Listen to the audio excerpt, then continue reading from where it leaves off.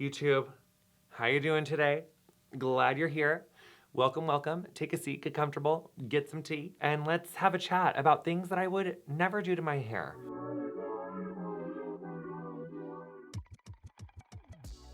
Now, I don't want to sound like a broken record, but this is so true. There is this video of this hair weft where they put heat protectant on one side and they didn't do it on the other side, and then they put it over a grill, and the side that had heat protectant didn't break, but the side that didn't have heat protectant like singed all the way up like to this long.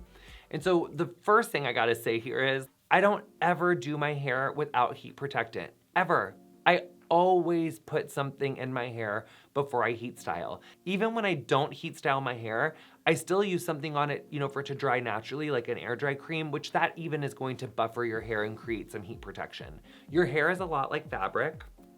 So think about if you just like it's like putting your clothes in the dryer with no dryer sheet. It's gonna be like really staticky and it's gonna get more fuzzy. It's just not gonna be as nice. So it's just really important that you use heat protection. If you don't use heat protection in your hair one time, you're not gonna tell from one time. It's really from like day in and day out and re-blow drying your hair and re-blow drying your hair, never with heat protectant. That's how your hair really starts to get brittle and broken and it betrays you. And I think another thing is that as we get older, like when you're in your teens, your hair can take more of a beating than it can when you're in like your 20s and your 30s. That's not only aging, it's also what you do to your hair. So especially like when you have highlights and as you color treat your hair more, you must use heat protectant. Your hair is not gonna grow as long. It's not gonna look as good. Your hair color won't last as long. Your haircut shape won't last as long if you don't use heat protection, because your ends are gonna get all crappy and it just won't hold the shape as well. So really, truly, investing in heat protection is the most important thing for your hair to look good for longer. So I never don't use heat protection. Heat protection all day long. And that's even before I had a hair care company, honey. It's always been about heat protection. I never would go into a salon and sit in the chair and say, do whatever you want. Like, I think the best hair comes from collaboration. It's really important for your hairstylist to know, do you work out a lot? How much time do you have to spend on your hair? Will you use products on your hair? Do you enjoy styling your hair? Do you hate styling your hair? All those questions are really important to unlocking the best hair. I think you're just taking a huge risk sitting in a chair saying, do whatever you want. You really need to collaborate with your hairdresser to get the best, most desired result. Another thing that I would say is when you're going to a new hairdresser, I always liked my clients to not already be in the smock or not already be in a cape. I wanna see your clothes, I wanna see your vibe. So if you're meeting a new stylist or a new colorist, show them some pictures of you, show them some OOTD pics, show them your Instagram, show them a little bit of your TikTok, show them some of your YouTube shorts, so that they can really get a better sense of who you are as a person. I always think it's hard, if you're already in a cape or a smock, it's you kind of look like a floating head, and it's hard to see your personality, or it's harder to see your personality. So come with some inspiration to your hairdresser as far as have some inspiration pics, and have some looks ready to show them either from your Instagram or just show them what you're wearing that day. It's important for the hairdresser to know what your vibe and what your style is. I would never get fringe or really short face framing layers, curtain bangs, full fringe, Betty Boop fringe. I would never get a new fringe in the summer. When it is getting really hot out, that is not when I personally want to have hair on my face. And unless I was gonna rock a curly fringe all the time, but even then, just when it's really hot outside, I hate having hair down in my face. And so if you're contemplating getting a new fringe, don't ever do it when it's about to be summer. Do it when it's fall and winter and see if you like it and then go into it. In fact, if you're considering a new fringe at all, get a clip-on fringe, because then you can just really see do you like hair in your face? Does it drive you crazy? Do you like it? New fringes are really short face framing layers. Don't do it in the summer. I beg you, especially if you're a first timer, don't do it. Oh, here's another thing I would never ever do. I would never box color my hair at home when I have a professional stylist. Now, if you don't have the money to get your roots done, you're I just can't afford it, this is really important. You need to know the difference between an all over color or like getting your roots done, or like an all over color versus highlights.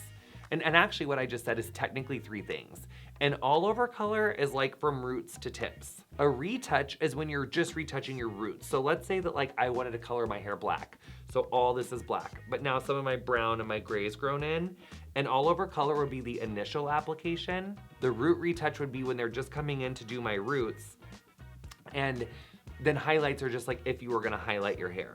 See how I'm getting all these grays? You can see like I'm getting more gray, right? If you're someone who's going to get your grays touched up, if you go to the salon and you get your grays touched up and you cannot afford your normal touch up, what I would not ever do is just go get a box color and do it at home. Because if the box color goes too dark and you give yourself like a really intense band, you just made it so much more expensive for the hairdresser to be able to fix it. I would just talk to your hairdresser. Maybe you can go in and get your roots done and have no blow dry and no haircut. That could bring a little bit off the top. Another service I used to offer for my really good clients, if they just couldn't make it work with money, I would literally only retouch their part and then like their hairline.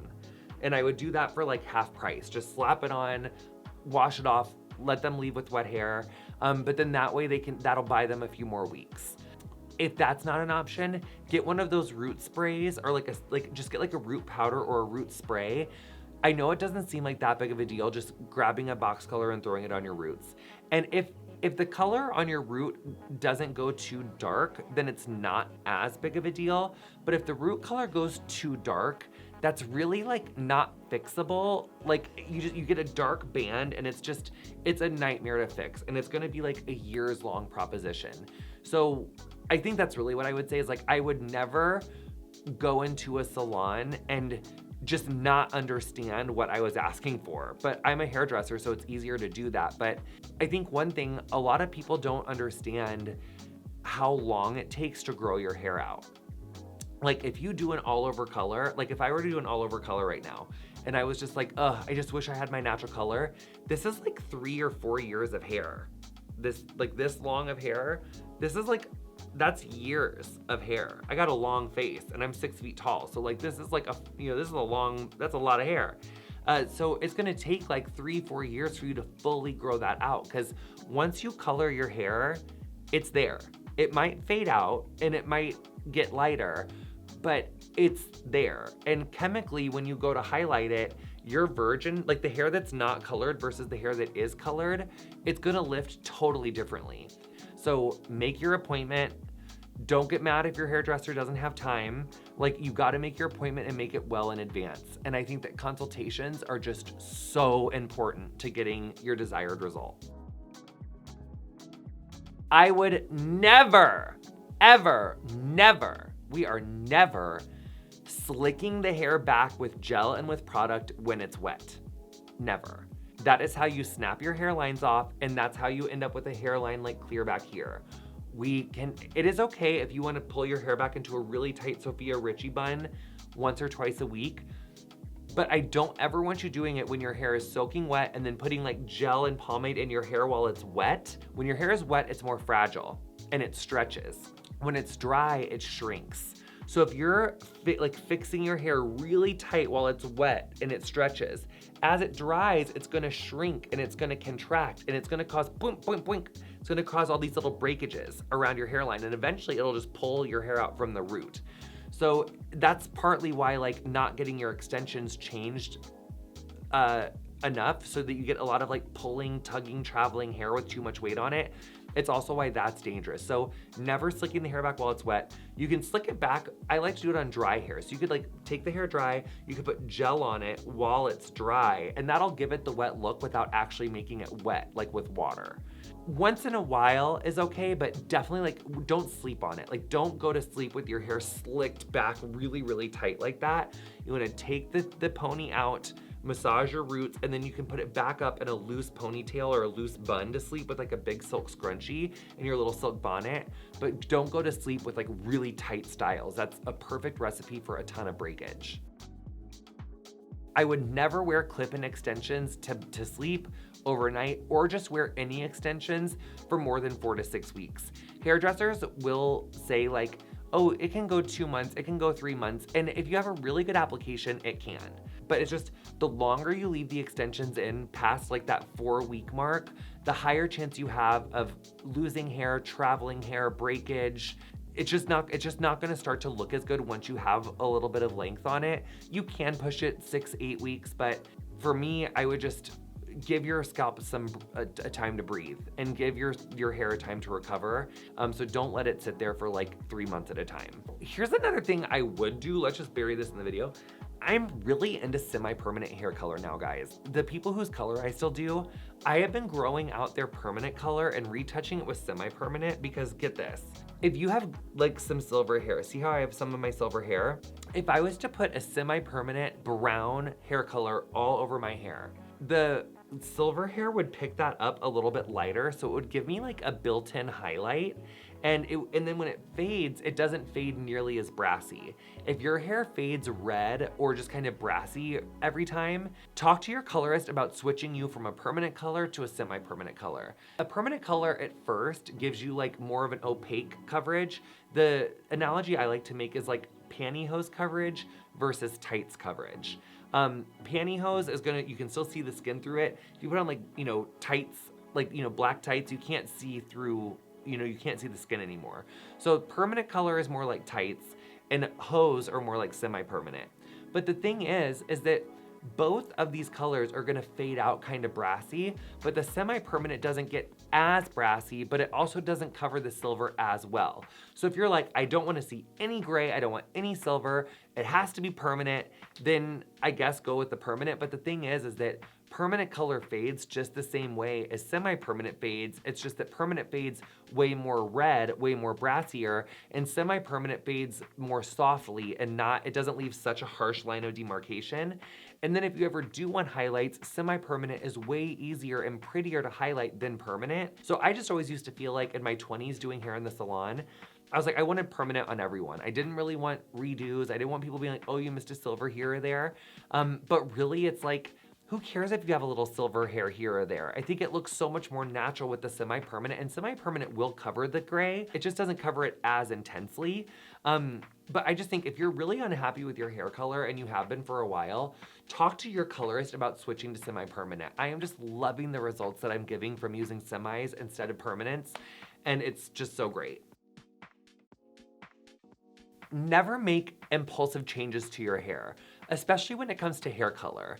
This is kind of like, I would never sit down and say I do what you want. It kind of lives in there. But when you're making impulsive decisions like fast, short haircut or going to a new colorist and just really changing the color a lot, you really are committing to, it's not just that day, you're committing to like months, if not years of dealing with that impulsive decision. So it's okay if you want to do the impulsive thing, and it's okay even if you do it. Just be prepared that it might be a rocky transition and it might be something that you have to come back and deal with a few more times. It's not only for that day. And so that's just an important thing to remember. Another one, if you go to the hairdresser and you hate your hair color and you say, I love it, thank you, and you leave, I wouldn't do that. If you really don't like it, tell your colorist quickly. The colorist would rather that you be happy with it than you leave and not come back and not be happy with your experience. So if you're not happy with your hair color or your haircut, tell your person. Because as my therapist always says, relationships grow through disruption. So if you say, hey, I'm not happy with this, could we try this or that?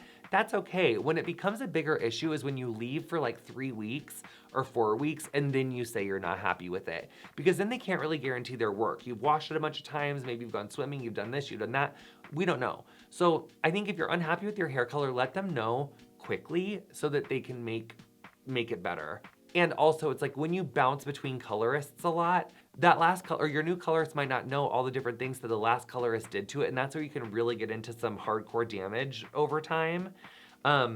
So just, I think, really try to communicate with your colorist before you make big, huge changes as far as like firing that colorist and finding someone new. Consistency is so important when it comes to good hair.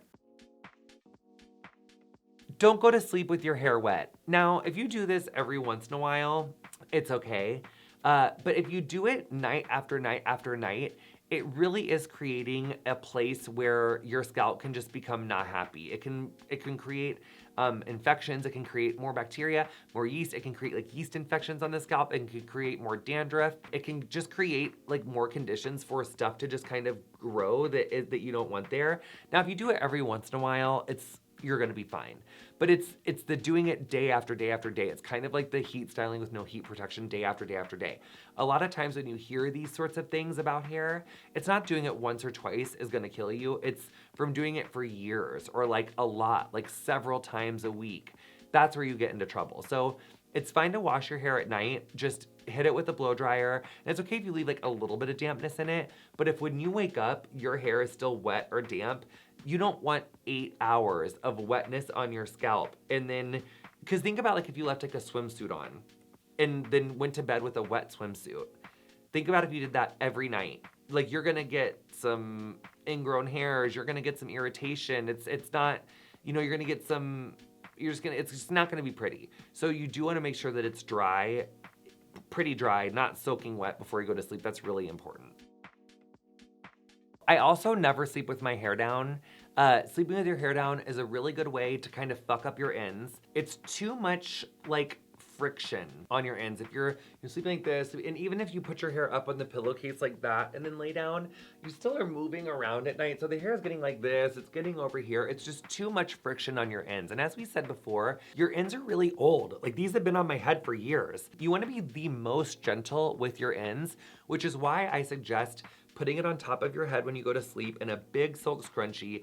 Don't tie it up really tight. You want it to be loose. And for extra credit, I love the silk bonnet. The silk bonnet's gonna keep everything wrapped up nice. It's gonna keep it from falling out of the ponytail. It's also gonna keep your hair from getting rubbed up and experiencing friction with the pillowcase. Just keeps it cooler and it keeps everything together. It also makes your blow dry last better. So like a silk blow dry preserver, like those little blow dry preservers and then a little silk bonnet around that, so good. But I don't sleep with my hair down, and it's part of why I don't need to get my hair cut as often because my ends stay healthier because I don't sleep with my hair down. So that's just, don't sleep with your hair down. Figure out your way of sleeping with your hair up. Now, if your hair is short, it doesn't matter as much, but it still is better to sleep with at least a silk bonnet if your hair is short. Don't neglect your haircuts, even when we take really good care of our hair. Even when we use heat protection, even when we sleep with our hair up, you need to get your hair cut. I do mine at least like once every 2 or 3 months, maybe more like 3 months. I've been growing my hair out longer, and so I've been not cutting it as often because I just want more length, but I'm still getting trims. So that's really important. Make sure that you're seeing your hairdresser for trims. I'm not cutting my hair at home. I've been doing hair for 20 years. I'll do my little face framing myself. I might come down here and just like take the tiniest little trim off my ends, but I'm not doing like whole haircut changes on myself. I see a lot of people doing it on TikTok and they're like, oh my God, I never needed a hairdresser. It turns out amazing. And they turn around to the back and it's like, it works if your hair is like wavy or curly or like really thick so that you can't see the mistakes. But if your hair is finer or straighter, you're gonna see every single scissor mark on there. So I just don't do at-home haircuts unless it's a tiny little trim. If you want like a whole big shape change, go to the salon, is what I would say. Not to be Scrooge, but that's what I think. Don't ever let a hairdresser tell you that you can't have that particular thing. That's one thing I don't do. Like I had so many people tell me like, oh, your hair's too curly to grow long. Your hair won't look good long. Next, like find a hairdresser who will support your vision. Now it's okay if the hairdresser is like saying some of the things I said where it's like, are you sure you're gonna want that fringe when it's really hot out? Not that you can't have it, but just preparing you for what is going to be some of the things that you're gonna have to deal with it. But don't ever let anyone tell you that you can't have a certain thing. You can find someone who will support your vision for you to be exploratory, but I just think it's 2024, there is a way for us to have what we want. You just gotta find the person who will help you support your vision. So it's okay to like say, okay, thank you, and then find someone who will support your vision. Was that not another scintillating episode of our YouTube? I think so. Honey, I love y'all. Thank you so much for coming. Thank you for supporting our work. And also, as always, keep an open mind with your hair, have fun, explore. These are all just meant to be like guidelines, honey. So I just want you to take from this like fun, information, education, and like live out your hair dreams, honey. And I love you guys so much, and we'll see you next week on YouTube. Bye.